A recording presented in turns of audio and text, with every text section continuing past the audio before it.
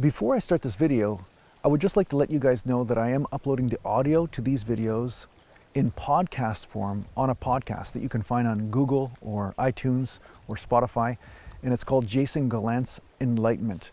I will also be doing other podcasts on there. So yeah, if you guys feel called to listen to that, that's another format where you can get some of these videos or audio tracks from. Get mantra and meditation MP3s at jasongallant.ca.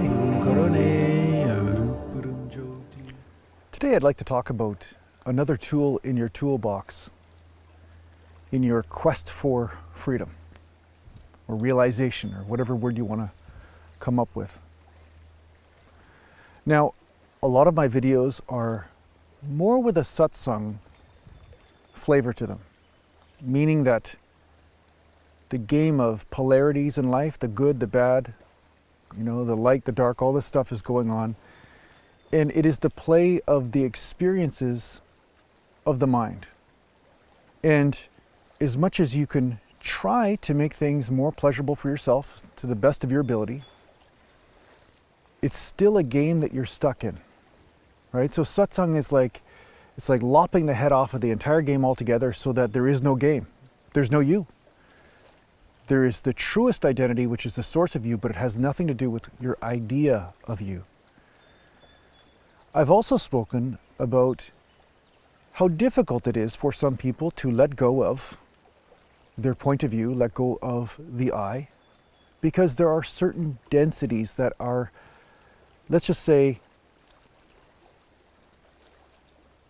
thoughts are more ethereal than thoughts that have congealed over time, right? There's almost like a physical matter in the energetic body that resonates. It's almost like there's a solid structure that resonates with a certain thought or suffering, and it takes time of realization or of sitting in the space in order for that density to dissolve. So I've spoken to you about just taking one piece of your story at a time and letting go of that, rather than being frustrated because you can't let go of the entire game altogether right away in this instant moment, right? The instant gratification sort of thing that threads through all of life now. People think that they do a couple things and they apply one concept for about 2 seconds and then right away they're free, right? And although it can happen like that, most often, just like you can hear in the background, the water just constantly coming to the shore, washing the stones, and the stones appear so immortal. It seems like the water has no effect on the stones. But if you look at the stones over time, you can see that the water has smoothed them off, rounded them, shaped them, changed them, eroded them in certain places.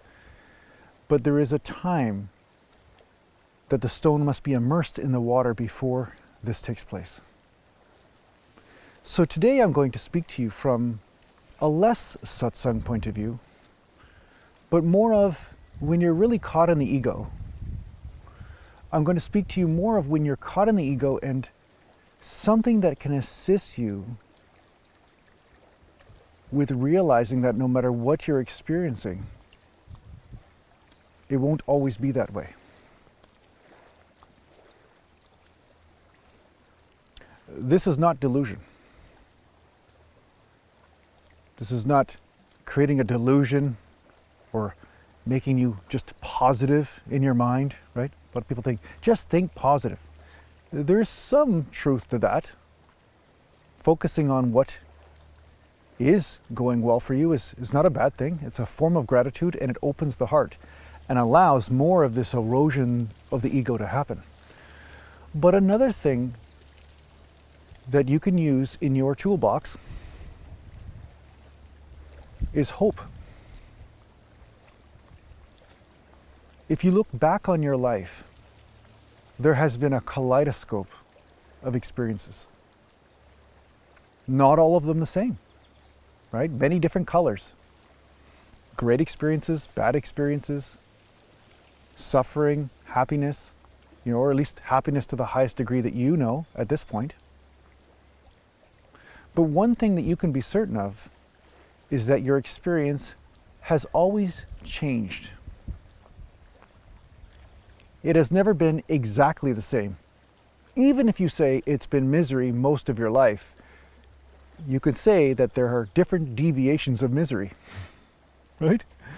And sometimes in your life, you have had experiences which are brand new. Experiences or sensations or feelings that you have never had before.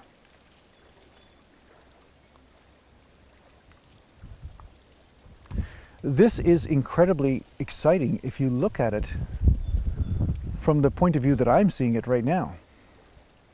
Because if you have experienced misery, but you know for a fact that you have experienced new and different things before, that shows that your experience can change. Maybe it doesn't change in your own timing, but it can change.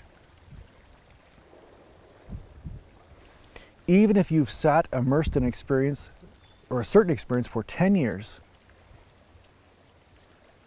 suddenly something can shift and something new can be born. I know you've experienced this. At some point in your life, you have experienced it.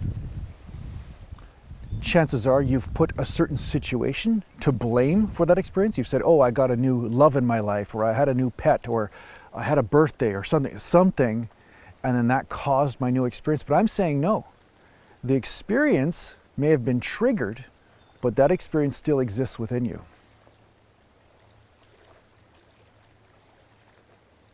And greater experiences there will be if you just allow life to happen.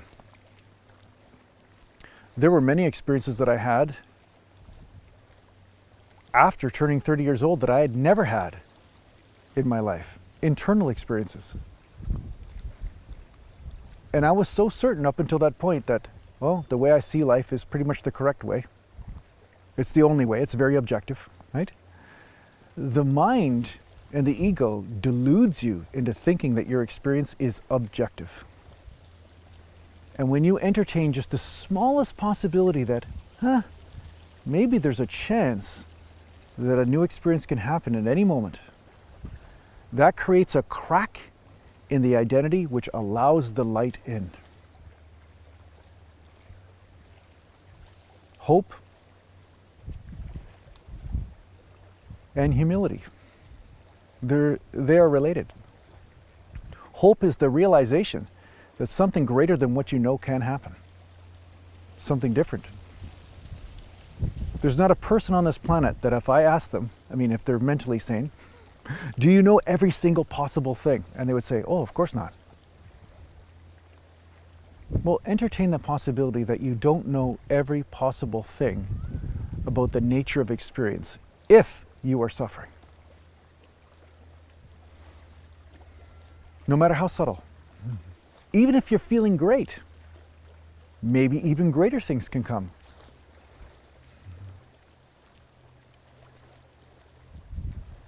Maybe even a higher experience, a more elevated experience can come into your life.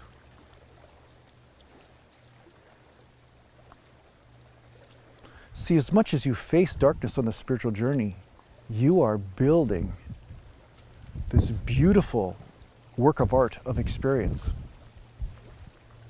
And there are some really great experiences that are born from within you.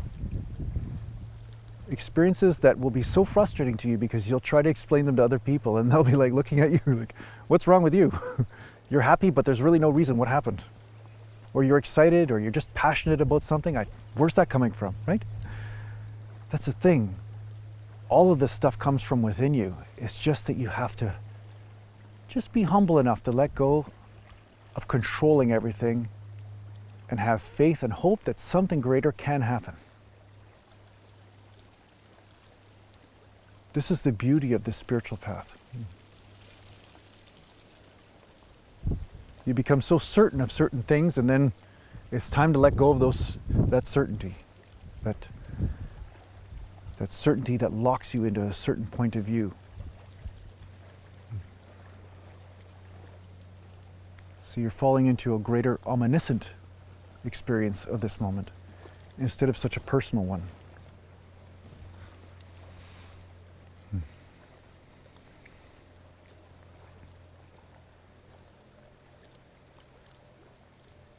So there is no limit. There's no limit to what you are. There's no limit to what you can become.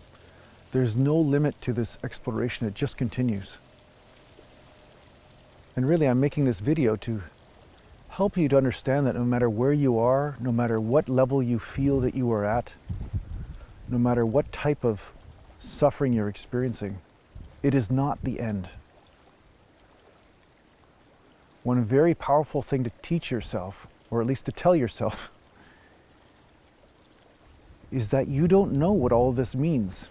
You don't know the reasons of why it's all happening. Not yet. But there is a reason which leads you to freedom.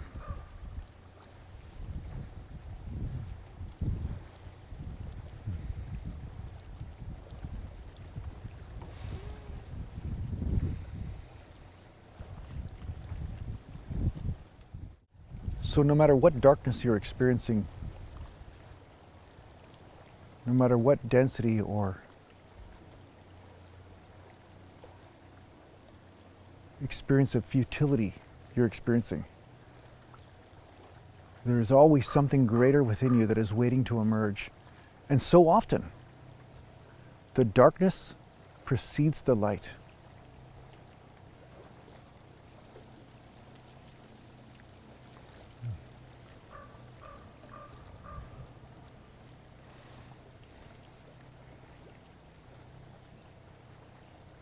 So no matter what,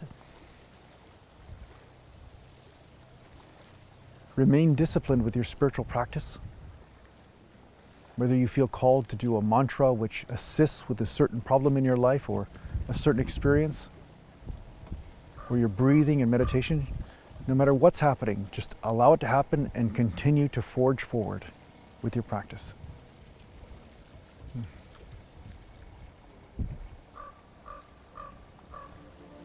So I hope this helps you on your spiritual journey. Take care for now.